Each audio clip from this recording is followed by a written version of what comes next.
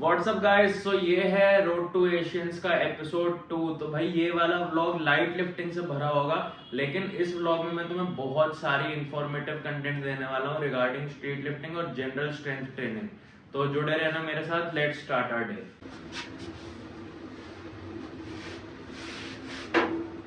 तो जैसा कि आपने टाइटल में पढ़ ही लिया होगा, क्यों मेरे को ऐसा लगता है कि heavy lifting is a scam. देखो, एक ही रीज़न है।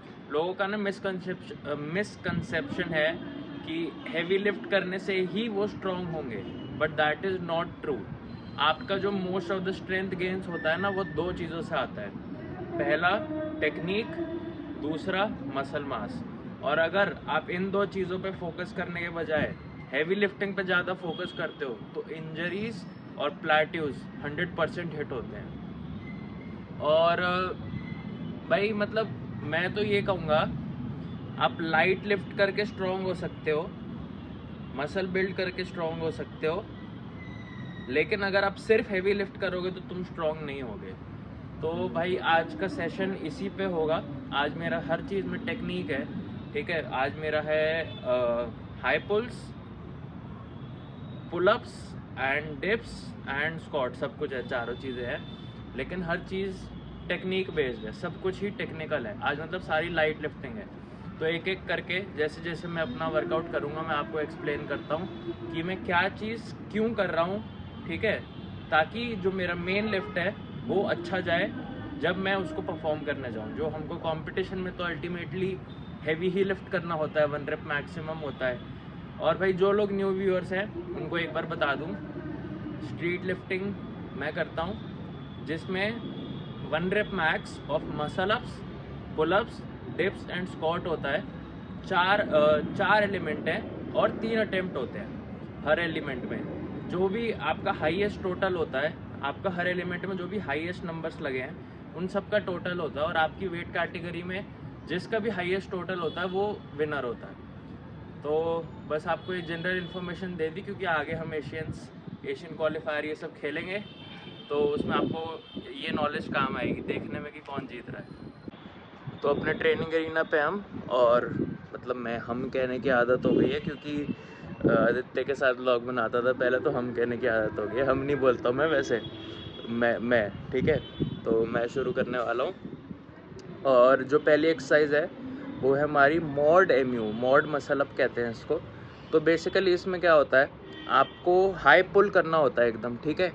मैक्सिमम हाई पुल अचीव करके आपको थोड़ा सा बॉडी को लीन करना होता है। तो बेसिकली इसमें हम जो स्ट्रेट बार डिप वाला पार्ट है वो हम एलिमिनेट कर दे रहे हैं, just because that is not needed as much to progress in muscle up. मतलब अगर आप स्पीड जनरेशन पे फोकस करो और अपनी स्पीड बढ़ा लो मसल अप करने की, तो भी आपका मसल अप इंक्रीज़ हो ही जाएगा। तो अभी मैं कैसे ट्रेन करता हूँ, मैं एक बार मसल अप करता हूँ हफ्ते में, सिर्फ एक बार, और एक बार मॉड एम्यू करके अपनी स्पीड को ट्रेन करता हूँ। तो mode MU is for speed generation.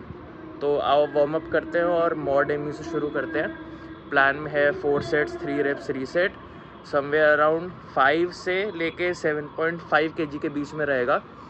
तो वार्म अप पे डिसाइड करूँगा कि मेरे को 5 लेना है कि 7.5 लेना है, क्योंकि ये हमको RP6 पे मारना है।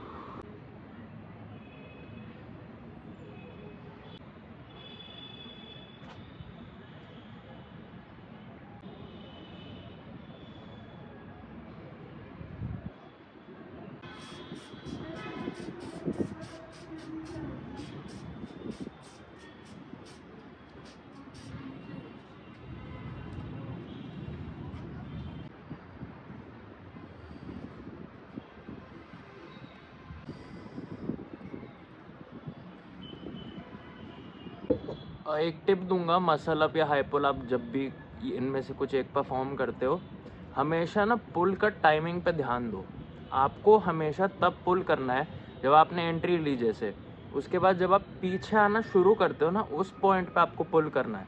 अगर आप आगे जा रहे हो और आपकी बॉडी पीछे आना शुरू नहीं हुई लेकिन आपने अपना पुलिंग शुरू कर दिया, तो क्या होगा, उससे ना हिप किक आएगा। हिप किक मतलब आपके लेग्स एकदम से स्पीड से आगे किक मारेंगे, उससे आप एक तो बार से भी दूर चले गए, नंबर 1। दूसरा, वो कंपटीशन में इनवैलिड भी हो जाता है।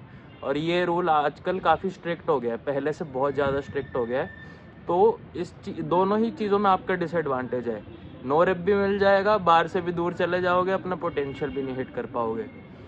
तो ट्राई करो कि जब हमेशा पीछे आना शुरू करो सिर्फ तभी पुल करना है।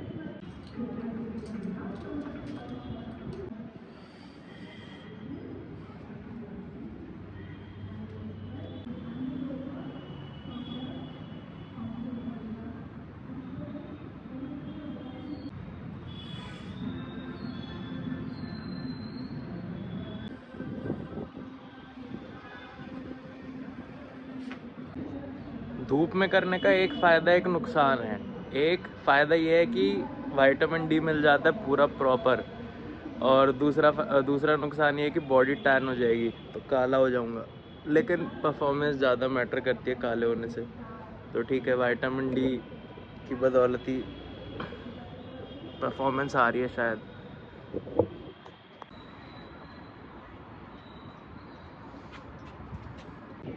मॉर्डेम्यू हो गया डन अपना, काफ़ी अच्छा मूव हुआ, वेरी सेटिस्फैक्ट्री। और नेक्स्ट वीक अब हम 10 किलो ले सकते हैं। स्लो ही इंक्रीमेंट करता हूँ मैं हमेशा मसल अप की ट्रेनिंग में, और सीधा 2-2.5-3 महीने में अपना पीक लाता हूँ। तो मैं ज़्यादा रश नहीं करता क्योंकि मेरे को पता है मसल अप बहुत टेक्निकल है।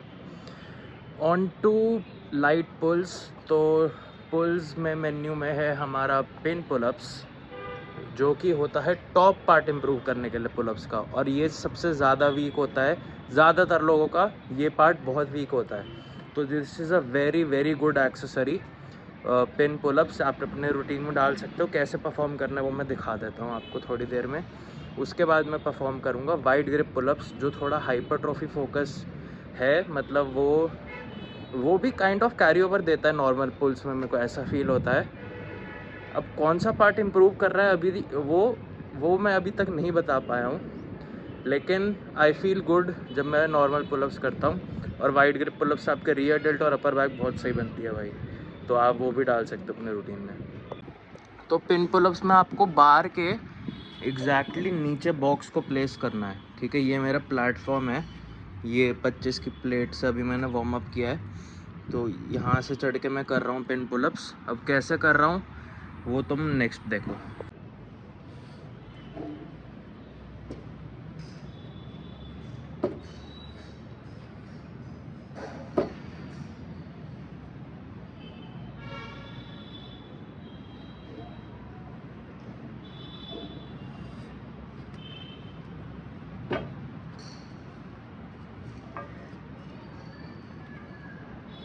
तो जैसा कि आपने देखा, पिन पुलअप्स में ना एल्बोस को पहले तो टक कर लो, ठीक है। स्टार्ट करने से पहले स्कैपुलास को डिप्रेस कर लो, ठीक है। ये 2 चीज़ें हो गई। और बार के पास से जाओ, ज़्यादा सी मोशन में मत जाओ, ठीक है। इवन इन पुलअप्स आपको बार के पास से निकलने का सोचना है, क्योंकि सी मोशन ज़्यादा खींचने से ना अननेसेसरी रेंज ऑफ मोशन बढ़ जाता है।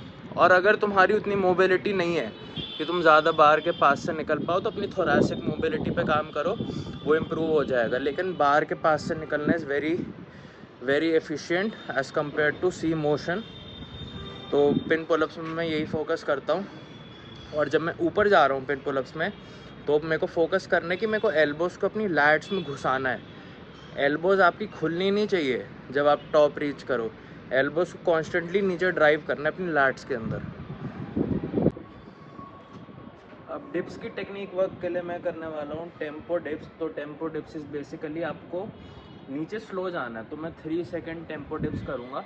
और इसमें मेरा मेन फोकस है डिप्रेशन रखना। डिप्रेशन इज़ कि जब मैं नीचे जा रहा हूँ तो मेरा ये शोल्डर उठे ना, ये कॉन्स्टेंटली नीचे बैठा रहे। उसका एक मेन रीज़न है कि अगर आपका ये शोल्डर उठ जाता है डिप्स में, तो एक तो बहुत ज़्यादा अनस्टेबल फील होता है, ऊपर से शोल्डर जॉइंट के पास ज़्यादा स्पेस बचती नहीं है मूव होने की। तीसरी चीज़ कि मसल एक्टिवेशन भी कम होता है इसमें, क्योंकि अगर आप नोटिस करो, अगर मैं डिप्रेस करता हूँ तो मेरे चेस्ट, शोल्डर, ट्राइसेप तीनों बहुत ज़्यादा एंगेज हो जाते हैं एकदम से।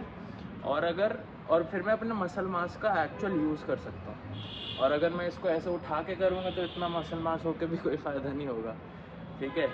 तो टेम्पो डिप्स चालू करते हैं। 65 kg पे करना है टेम्पो डिप्स। पिन पुलअप्स मैंने किए 40 kg पे एक सेट 4 reps एंड 35 kg पे 2 सेट 5 reps। ये मेरा वीक 1 है तो लाइट ही रखना था। और डिप्स में भी काफ़ी लाइट है, 65 kg 3 सेट। ORS पी रहा हूँ भाई, बहुत ज़्यादा देर हो गई है वर्कआउट करते हुए, अब थकान हो रही है। लगाते हैं फॉर्मूला।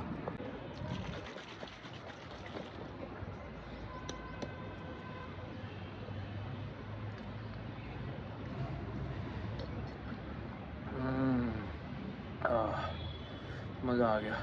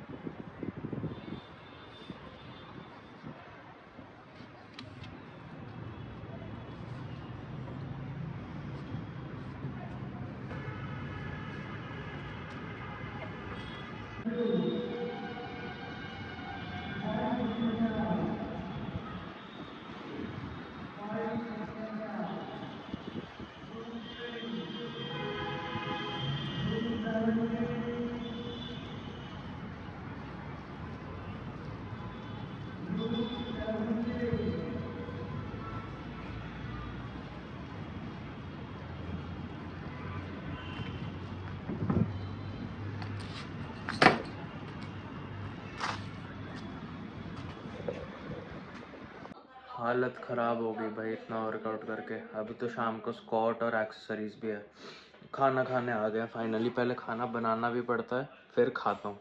देखो क्या खा रहा हूँ। ओट्स, वही जो पिछले व्लॉग में दिखाया था, with a lot of veggies, low fat paneer, 4 bread, peanut butter और केले।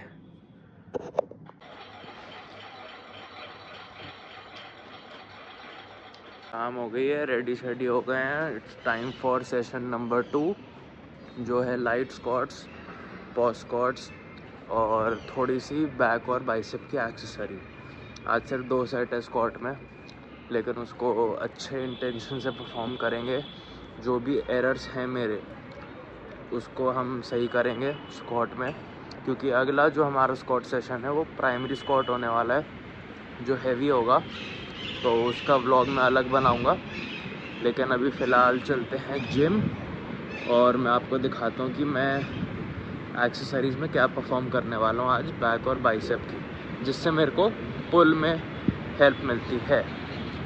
स्क्वाट में कोई एक्सेसरी नहीं है।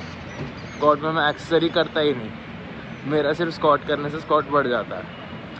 तो light squat day, but there is always something to focus on. तो मैंने जो नोटिस किया वो है कि मेरी बॉडी राइट में ट्विस्ट करती है स्क्वाट करते हुए। तो मेरा फोकस रहेगा कि मैं उसको राइट में ट्विस्ट ना होने दूँ और मेरा बारबेल सीधा रहे। तो मैं इसके लिए थोड़ा सा लेफ्ट में जानबूझ के ट्विस्ट करूँगा, ताकि, क्योंकि हैवी वेट पे जब जाता है और एकदम से अगर ट्विस्टिंग ज़्यादा हो गई तो वो अननेसेसरी रेप को मुश्किल बना देता है। और दूसरी चीज़, डेप्थ ज़्यादा दूंगा आज, क्योंकि अगला पीआर सेशन है तो उसमें डेप्थ की कमी नहीं आनी चाहिए।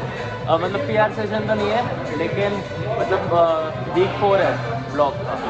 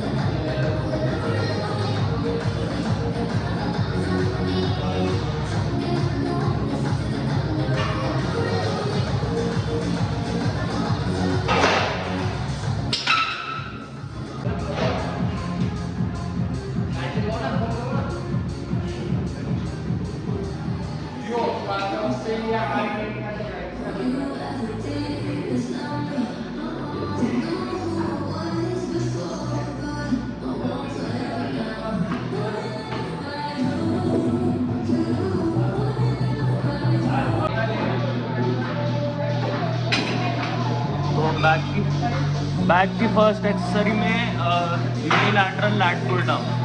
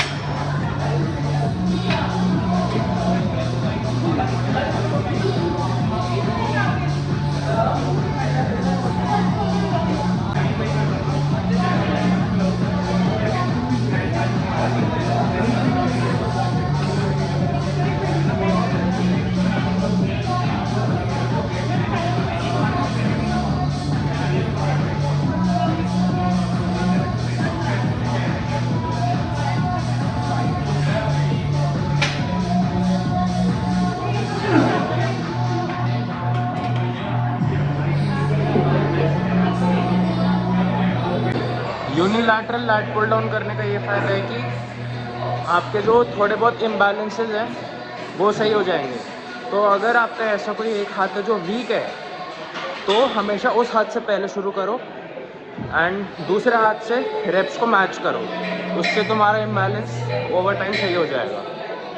बाइसेप में करूँगा इंक्लाइन डंबल कर्ल, और ये क्यों बेनिफिशियल है पुल अप बढ़ाने के लिए, क्योंकि लेंथेंड पोजीशन में बाइसेप को स्ट्रॉन्ग करता है। तो जब आप लटके हुए हो पुल अप से तो वहाँ से जो स्पीड जनरेशन है ना उसमें ये आपको हेल्प करेगा, खास करके चिन अप में। पुल अप से ज़्यादा चिन अप में हेल्प करेगा ये।